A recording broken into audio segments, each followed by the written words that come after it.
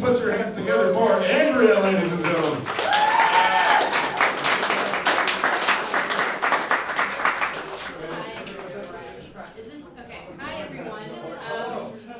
It is my birthday. Theme of my birthday is red velvet cake. Okay. Just got to talk right into it. Talk right into it. There you go. Anyway, I've learned a lot this year about myself. I'm a quarter of a century old, so I have some wisdom I would like to impart. They're more like public service announcements for the betterment of my community. They affect my personal happiness, and when I'm unhappy, it's everyone's problem, because I'm the center of the universe. Humble people don't dress like this. So without further ado, public service announcement number 1. If you are a man in this bar tonight, and you are between the ages of 24 and 35, between the height of 5'1" and 5'6.5", and especially if you have brown eyes, I need you to stay as far away from me as possible.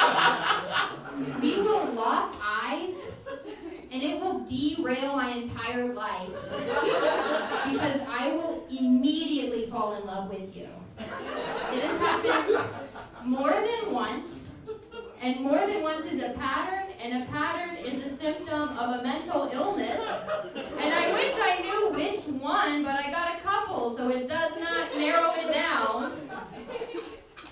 So I went through a breakup this year, and afterwards my friend goes, thank you. My friend goes, Andrea, you have a type, like physically, you have a type. And I say, what do you mean? And she goes, well, you essentially, like what you're going for is a young Danny DeVito. And I'm hurt because I Google it, young Danny DeVito, images, search. And that is exactly what I am looking for. A small Italian man could come into this bar and ruin my life. We could put this person next to Chris Evans, and it would be the first time in Captain America's life where he was embarrassed by how quickly a woman rejected him. That kind of brings us to public service announcement number 2. Don't send your children to Catholic school. Don't do it.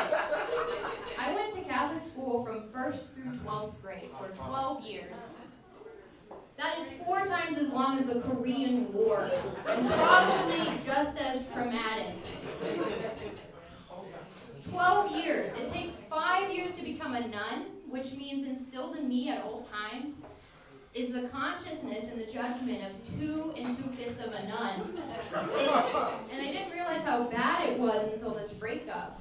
I had a friend of mine say, Andrea, get out a sheet of paper, write down a list of characteristics of your dream guy.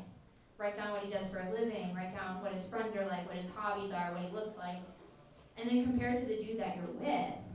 If these are 2 different people, that's information for you to process. And I go, whoa. So I do it, and I realize something terrible. Are there any Catholics in the audience tonight? 4 million. Alright.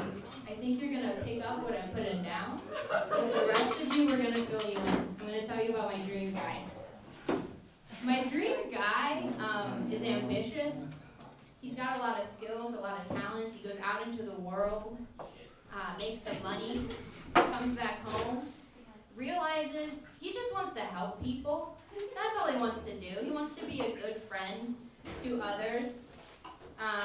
He loves animals. He's a dog person, clearly, and he loves camping.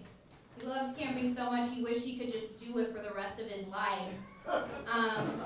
My dream man is St. Francis of Assisi.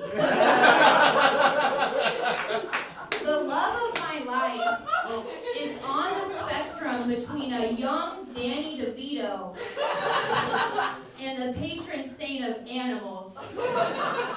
And that is best case scenario sending your kids to Catholic school that they come out sexually attracted to St. Francis. Anyway, fellas, before I'm done, if you're in this bar tonight thinking, hey, that sounds kind of like me, it probably does sound like you because I have low standards. And by low standards, I mean low to the ground because I like short guys. Anyway, thank you.